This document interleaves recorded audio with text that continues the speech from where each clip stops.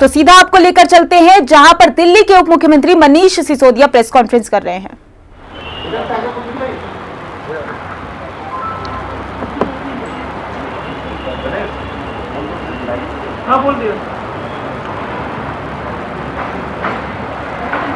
शुरू करें।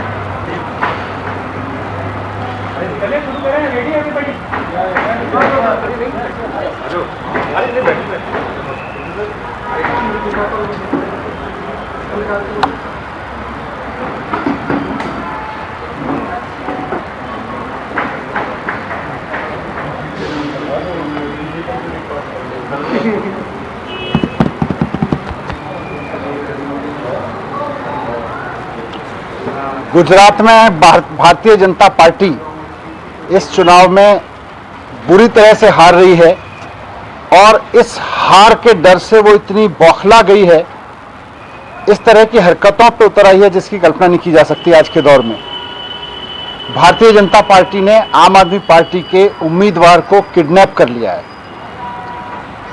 सूरत ईस्ट से आम आदमी पार्टी के उम्मीदवार हैं कंचन जरीवाला जी। कंचन जरीवाला जी को हार के डर से भारतीय जनता पार्टी को वो हराने वाले हैं सूरत ईस्ट से, वहां पे हार के डर से वहां भारतीय जनता पार्टी के गुंडों ने किडनैप कर लिया है। कल से कंचन जरीवाला जी गायब हैं, उनका फोन स्विच ऑफ आ रहा है, उनका परिवार गायब है। कल आखिरी बार वो चुनाव आयोग के दफ्तर में देखे गए थे जहां वो अपने नॉमिनेशन की स्क्रूटनी कराने गए थे। स्क्रूटनी का मतलब यह है कि अपने कागज पत्र जो फॉर्म जमा कराते हैं कैंडिडेट, वो चेक कराते हैं जाके, तो स्क्रूटनी कराने गए थे कल वो वहां पे। और स्क्रूटनी के दौरान उन पर, उनके प्रस्तावकों पर, उनकी जो टीम वहां गई हुई थी उस पर तरह तरह से दबाव डाला गया। बीजेपी के गुंडों ने वहां पे दबाव डाला कि आप अपना नॉमिनेशन वापस लीजिए। जब उन्होंने नहीं माना तो बीजेपी के गुंडों ने वहां मौजूद आरओ पे तरह तरह से दबाव डाला कि इनका नॉमिनेशन कैंसिल कीजिए। लेकिन क्योंकि उनका नॉमिनेशन पूरी तरह से कानून के अनुरूप था, पूरी तरह से नियम कानून के हिसाब से था, जिसको आरओ उनके तमाम दबाव के बावजूद कैंसिल नहीं कर सके, तो उसके बाद जैसे ही वो स्क्रूटनी करके बाहर निकले, अपने पेपर्स की स्क्रूटनी करा के चुनाव आयोग के आरओ के दफ्तर से बाहर निकले, उसके बाद से बीजेपी के गुंडे उनको उठा के ले गए और तब से उनका कोई अता पता नहीं है। उनका फोन स्विच ऑफ आ रहा है लगातार। ये लोकतंत्र के लिए बहुत खतरनाक घटना है। उन पर पहले से दबाव डाला जा रहा था कि वो पर्चा ना भरें, लेकिन पर्चा भरा तो स्क्रूटनी उनके नॉमिनेशन कैंसिल कराने की कोशिश की, और जब नॉमिनेशन भी उनका कैंसिल नहीं हुआ, वापस नहीं लिया उन्होंने और कैंसिल नहीं हुआ, तो अब उनका किडनैप कर लिया गया है। ये बहुत खतरनाक है। कल से हमारी पूरी टीम गुजरात में वहां के चुनाव आयोग के संपर्क में है। चुनाव आयोग वहां के जो सीईओ हैं वो बार बार आश्वासन दे रहे हैं कि हमने डीएम को कहा है, एसपी को कहा है, लेकिन कोई उसका नतीजा नहीं निकला है। अभी तक ये पता नहीं चला है। ये बहुत खतरनाक है। हमारे देश का चुनाव आयोग निष्पक्ष चुनाव के लिए जाना जाता है, लेकिन ऐसे समय में अगर एक लीडिंग पार्टी का कैंडिडेट दूसरी पार्टी द्वारा किडनैप करा लिया जाता है तो फिर निष्पक्षता कहाँ रह गई, फिर इफेक्टिवनेस कहाँ रह गई, कहाँ रह गई उसकी जो प्रभावशाली चुनाव आयोग है हमारा। आज ये चुनाव आयोग के प्रेशर पर, चुनाव आयोग की निष्पक्षता पे भी ये सवाल उठ रहे हैं कि एक पार्टी एक कैंडिडेट को उठा लेती है, गायब कर देती है, और उसके बाद में चुनाव आयोग सिर्फ ये कह रहा है कि हमने डीएम को बोल दिया है, हमने एसपी को बोल दिया है। मैं रिक्वेस्ट करूंगा चुनाव आयोग से कि सिर्फ आम आदमी पार्टी के कैंडिडेट का अपहरण नहीं हुआ है, पूरे लोकतंत्र का अपहरण हो गया है।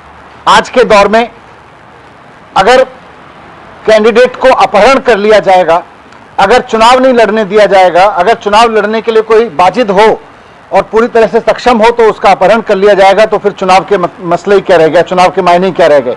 अगर इस तरह से जीतने वाले कैंडिडेट्स, विपक्ष के जीतने वाले कैंडिडेट्स को इस तरह से उठा लिया जाएगा और चुनाव आयोग 24 घंटे बाद भी सिर्फ ये कहेगा कि हम डीएम से बात कर रहे हैं, हम एसपी से बात कर रहे हैं, तो उसके बाद में लोकतंत्र कहां बचा रहेगा।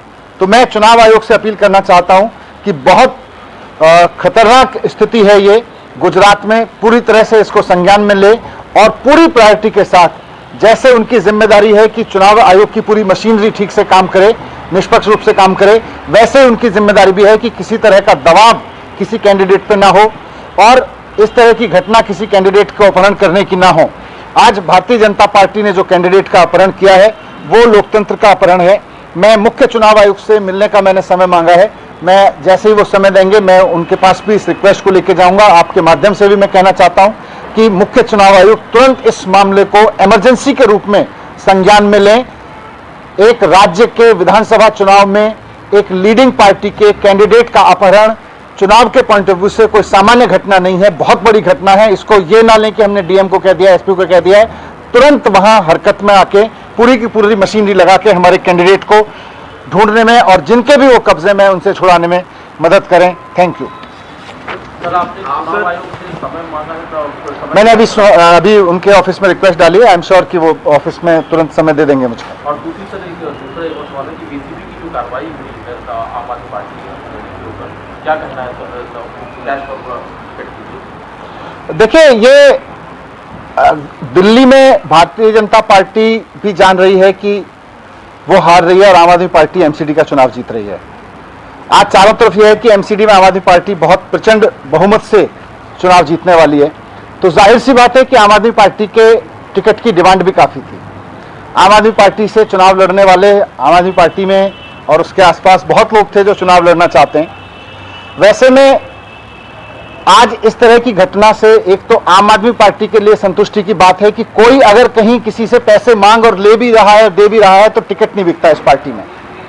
ये इस पूरे घटनाक्रम से एक अच्छी बात आम आदमी पार्टी के बारे में सामने आ रही है कि किसी ने किसी को पैसे दे भी दिए और किसी ने किसी से पैसे ले भी लिए कहीं किसी ने दूर दूर, लेकिन टिकट नहीं मिला उसको।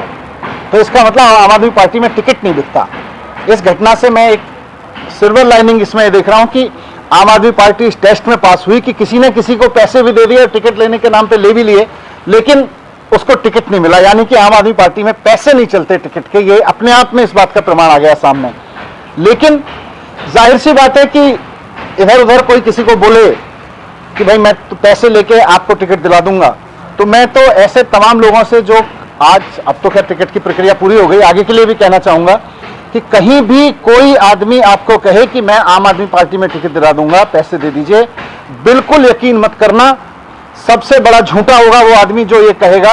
और इसका प्रमाण आज की ये घटना है जो सामने आई है कि कोई किसी से पैसे ले रहा था, अगर ऐसा आरोप है, ले रहा था, फिर भी उसको टिकट नहीं मिला। यहां पैसे देने से टिकट नहीं मिलते हैं आम आदमी पार्टी में, ये बात साफ हो गई है। इस मामले में मैं ये कहूंगा कि पूरी निष्पक्ष जांच हो और जिसने भी अगर किसी ने टिकट दिलाने के नाम पे किसी को धोखा दिया, पैसे लिए, आम आदमी पार्टी का कोई किसी जगह था उसका दुरुपयोग करने की कोशिश की, उसके खिलाफ सख्त से सख्त कार्रवाई होनी चाहिए। जी, लेकिन लिंक जो है विधायकों से जोड़ने की बात कही जा रही है। 2 विधायकों के नाम एक तरीके से आ रहे हैं इसी। अभी तो एसीबी की जांच चल रही है, एसीबी से सामने आ जाएगा। लेकिन मुझे ये पता है कि विधायकों ने भी ऐसे किसी आदमी के नाम का तो रिकमेंडेशन हमको किया नहीं था।